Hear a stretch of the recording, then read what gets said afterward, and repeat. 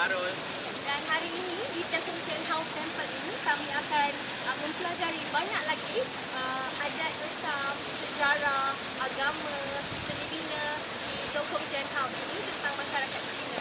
Jadi saksikan sebentar lagi. Mother, there's a side to me you don't know. Different to the child with the smiling photos. Made some decisions, some wrong, some right. Now strangers call my number when I'm sleeping at night.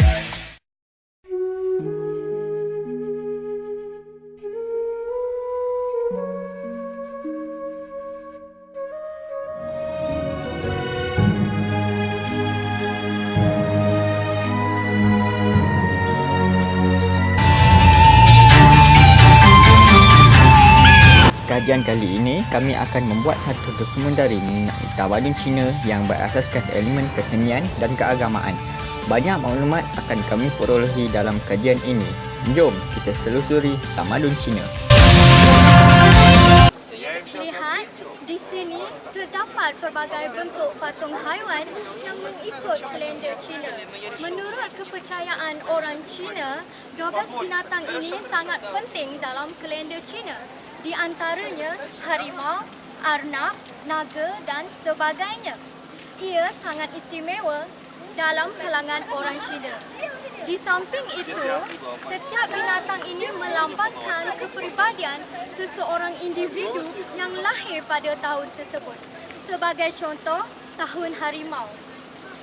Seseorang yang dilahirkan pada tahun ini digambarkan sebagai seseorang yang sangat berani dan emosional.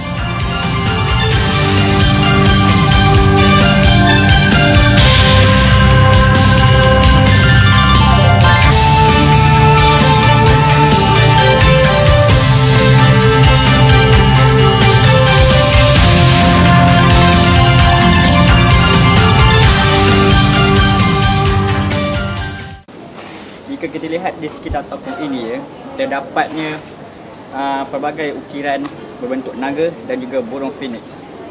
Naga melambangkan kekuatan dan tuah, khususnya bagi mengawal air hujan dan juga banjir.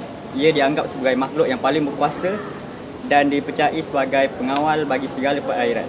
Dan selain daripada naga, terdapat juga burung phoenix ataupun burung Fen Huang dalam bahasa Cina.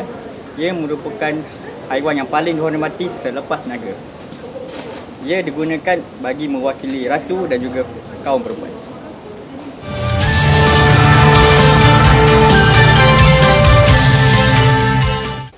Tekong Tian Hau ni merupakan tokong yang terbesar di Asia Tenggara. Tokong ini mempunyai 6 tingkat yang terletak di atas Robson Heights dan menjadi mercu tanda di Kuala Lumpur tau.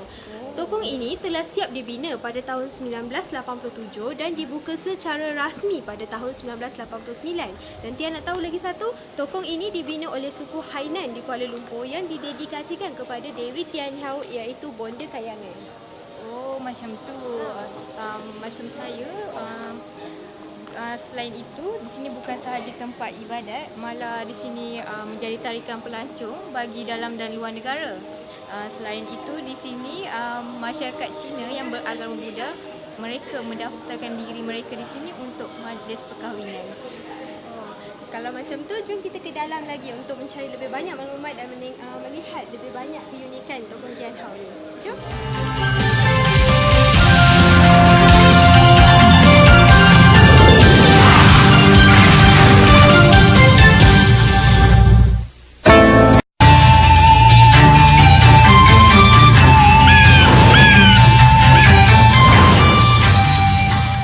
Kesenian batang buluh pada tangga ini melambangkan peringkat kehidupan orang Cina Buddha sejak lahir sehingga mencapai usia tua mereka.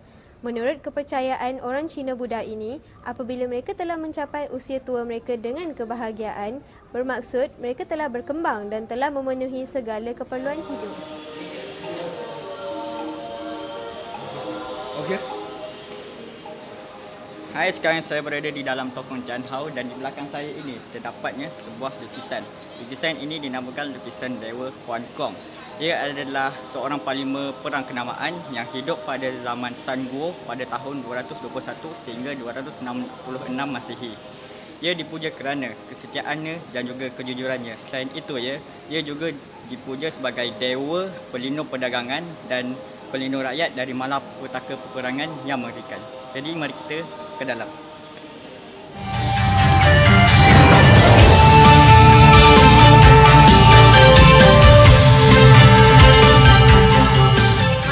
China terkenal sebagai salah satu masyarakat yang menganut agama Buddha.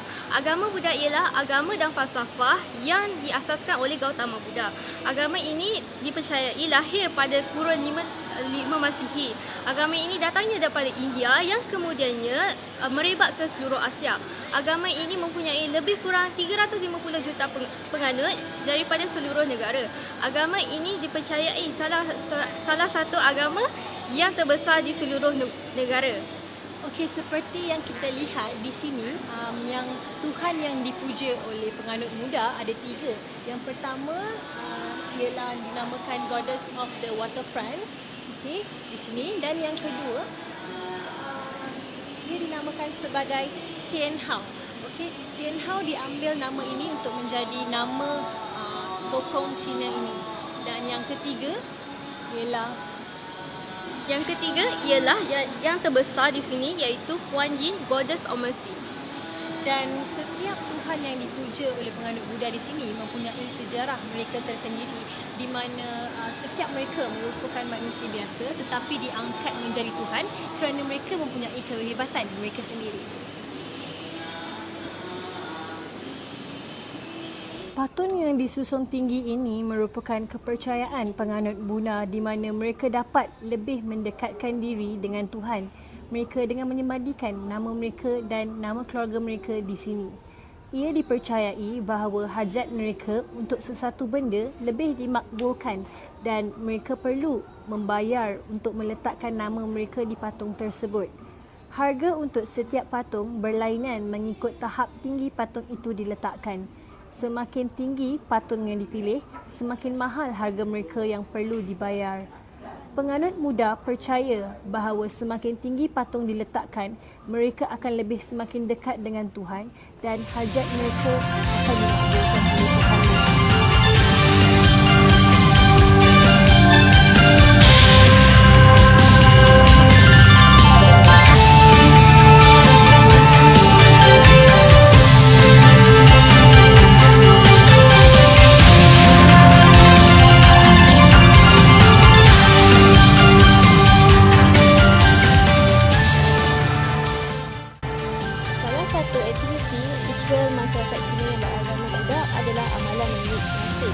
Selepas melakukan aktiviti sembahyang, mereka akan menunik nasib dengan mengambil batang kayu yang dikumpulkan di dalam satu bekas dan kemudian membuang batang tersebut. Kemudian, batang yang akan naik akan diambil dan nombor yang ditulis di atas batang tersebut akan menentukan nasib mereka. Setiap nombor mempunyai mesej yang berbeza. Gaya seni bina Cina adalah setua tamadun Cina. Ia merujuk kepada sesuatu gaya seni bina yang telah dibentukkan di Asia untuk beberapa abad. Seni bina Cina adalah unik dari segi struktur, bentuk bumbung, warna yang banyak dipengaruhi oleh tradisi masyarakat Cina. Syair-syair yang diukur pada tiang adalah untuk memuji kemuliaan Buddha. Naga ialah simbolik-simbolik Tuhan. Oleh itu, tiang ukiran naga merupakan presentasi beriman Tuhan. Di samping itu, kayu merupakan bahan binaan struktur utama yang juga sebagai medium kesenian seperti ukiran, lukisan dan perhiasan tradisional. Struktur bangunan diperbuat daripada batang kepingan kayu yang disambung dengan rekaan, cantuman yang khas dan tanpa dipaku. Tiang yang terdiri daripada kayu balak besar menyokong bumbung dan batu kapar, manakala jubin digunakan untuk membuat dinding dan lantai.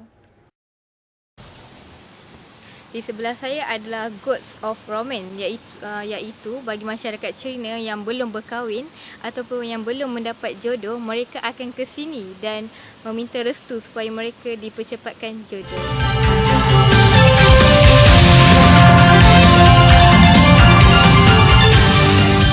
Ini adalah Kuan Yi, iaitu Goddess of Mercy.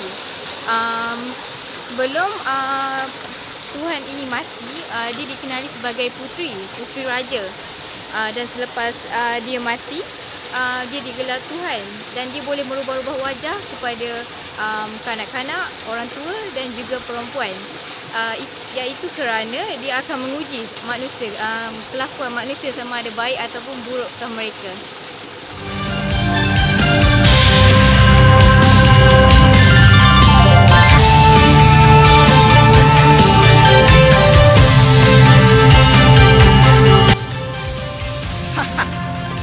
Jap. Ada benda yang kita lupa.